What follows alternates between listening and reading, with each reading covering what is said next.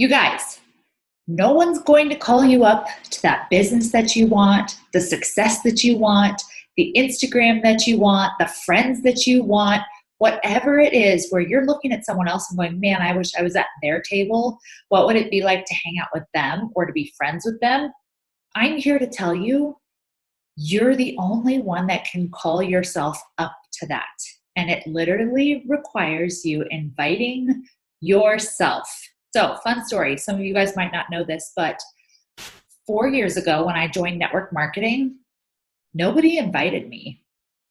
Nobody invited me to work the business. No, I was invited to be a client, but nobody thought of me and reached out and invited me to be a coach.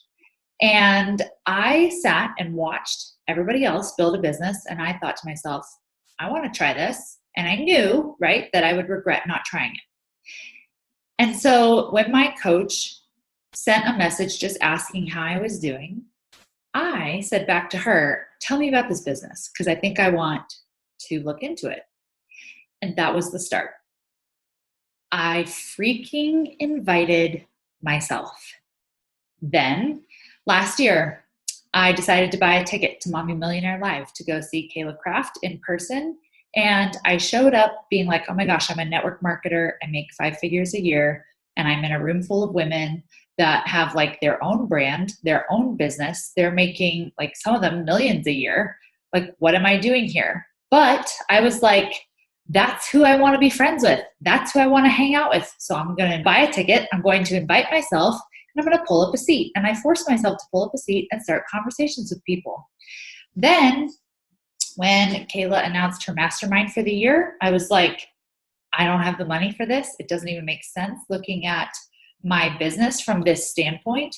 However, I knew that going all in and actually betting on me and taking on the responsibility of paying for it myself too would cause me to show up and to rise. And it was the literal act of me pulling up a chair to the big girls table. That's what it felt like for me. And I did. And guess what? My whole life has changed. And they all see me as an equal and as a peer and as one of them because I decided to invite myself. And your biggest obstacle, the biggest thing holding you back is not anyone else. It's you thinking you're not good enough to have a seat at that table with them. It's you thinking you're not experienced enough to actually start that business. It's you thinking you don't know enough to help someone. It's you thinking that you can't because of fill in the blank. That is your biggest obstacle to having a seat at the table that you want. I promise you, the people at the seat aren't going to deny you a seat, but you have to have the courage and the commitment to pull up a chair and say, I want to be here and I deserve to be here, regardless of anything else, regardless of my history, regardless of my past business, right? I will show up. I'm going to be in integrity and I can be here and hold my own. And I'm not talking like hold your own, like, oh my gosh, I have to know everything like them. No. What I mean is you've got to be able to hold your head high while you're still learning. You've got to be able to be confident when you make mistakes. You've got to be able to not take everything personally, right? You have to be able to celebrate other people and their success. You have to be able to see someone and choose to be inspired rather than jealous. That's what I mean, because that's what the big girls do, right? So it's more about who do you need to be? And I always say this, who do you need to be at that table? But no one's going to invite you.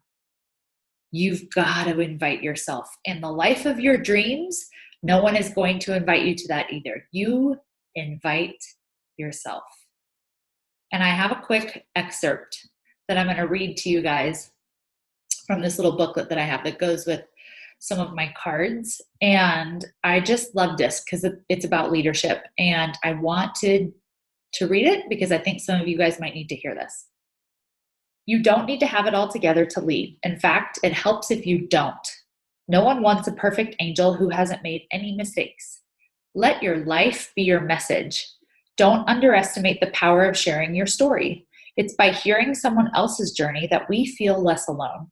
We realize that we're actually all in this thing called life together.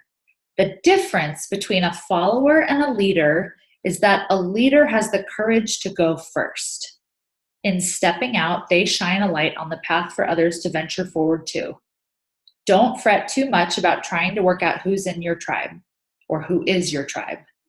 Don't get stuck in age, income, hobbies, or occupation. The best way to discover your tribe is to look in the mirror. If you feel called to lead, chances are it's because at some point in your life, you longed for someone to lead you. Your tribe are longing for exactly the same thing as you were, and they are, and might only be one step behind you. Heck, they might even be right alongside you. You don't need anyone's permission, just the courage to stand up. Embrace your struggles, the peaks, the troughs. You don't need to know the way. Just believe there might be a different one. Your tribe is waiting for you. Step forward so they can find you. And I thought this was an amazing reminder because you guys, we think to lead, we have to be ahead of people by a lot. You might only be one step ahead, or they might even be next to you. What makes you a leader is you deciding to be one. And when you decide to be one and decide to see yourself that way, others will too. All right, go have a beautiful Friday. If you love this, take a screenshot, share it in your stories, tag me and tell me I'm deciding to lead today.